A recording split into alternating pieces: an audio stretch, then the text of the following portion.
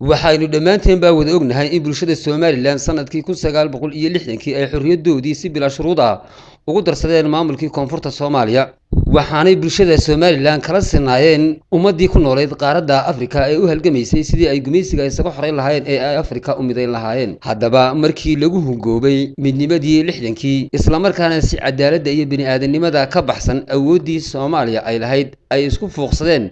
maamulkii koonfurta Soomaaliya ee Talyaanigu ay gumaysanayeen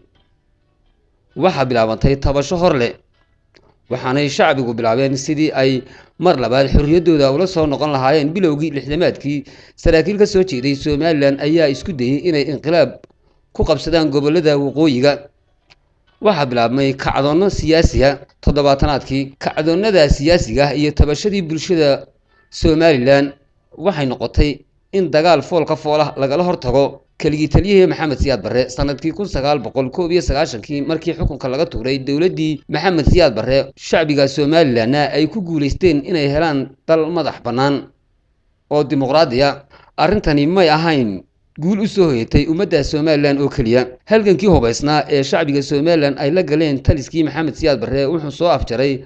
colaadii iyo cadaawadii qadiimka ahayd ee muddada boqolaalka sanadood ahayd u dhaxaysay bulshada ku wada nool mandaqada Geeska Afrika nabad ku wada noolaanshaha ka jira bilowga qarniga 21aad mandaqada Geeska Afrika ayaa suurtageliyay inay iskaashi siyaasadeed iyo mid bulsho iyo mid dhaqaale ay wada yeeshaan ummadda ku dhaqan mandaqada Geeska Afrika gaar ahaan dawladda Itoobiya iyo dalka Jamhuuriyadda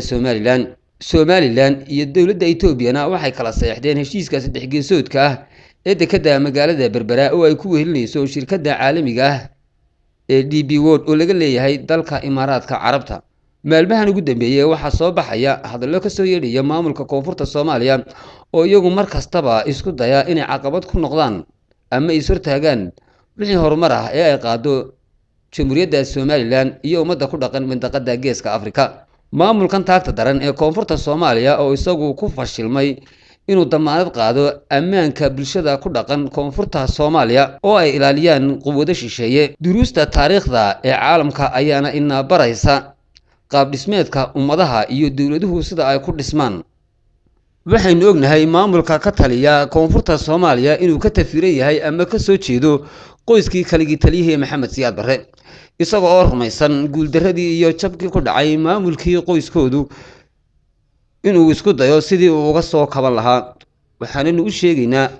shacbiga Somaliland inaanay marnaba ogolaanin in cidi ku amal ku taaglayso ama gumaysato ama meel kaga dhacdo sharafta iyo qiimaha